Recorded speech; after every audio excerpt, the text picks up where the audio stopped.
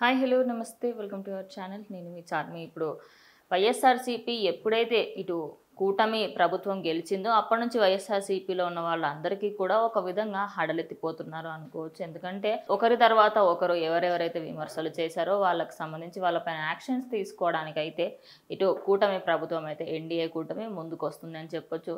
ఇదే క్రమంలో ఇటు వల్లభనేని వంశీని కూడా అరెస్ట్ చేయాలి, ఆయనని కూడా ఇటు జైలు పాలు చేయాలి అంటూ ఇటు వల్లభనేని వంశీ పైన అయితే కేసు పెట్టడం జరిగింది. ఆయన అరెస్ట్ చేయడానికైతే హైదరాబాద్ పోలీసులు అయితే బయటకు వచ్చారని చెప్పుకోవచ్చు. మరి హైదరాబాద్కి సంబంధించి ఆయన ఎప్పుడైతే అక్కడ ఆయన ఏరియాలో ఓడిపోవడం జరిగిందో, ఓడిపోయిన వెంటనే ఆయన కుటుంబంతో సహా ఇక్కడ హైదరాబాద్కి వచ్చి ఉండడము, అటు ఏపీకి సంబంధించిన ఎంతోమంది పోలీసులు అక్కడి నుంచి ఇక్కడికి వచ్చి ఆయనకి సంబంధించి ఆయన అరెస్ట్ చేయడానికి అయితే వాళ్ళైతే ముందుకు వస్తున్నారు అనుకోవచ్చు. మరి ఇదే క్రమంలో చూసుకుంటే వల్లభనేని వంశీ మాత్రం హైదరాబాద్లో లేరు, ఆయన అటు అమెరికా వెళ్ళిపోయారు అనే వార్తలు ఎక్కువగా వినిపిస్తున్నాయి. మరి ఇలాంటి సమయంలో మరి పోలీసులు ఎలాంటి చర్యలు తీసుకుంటారు ఏంటి అనేది వేచి చూడాలి.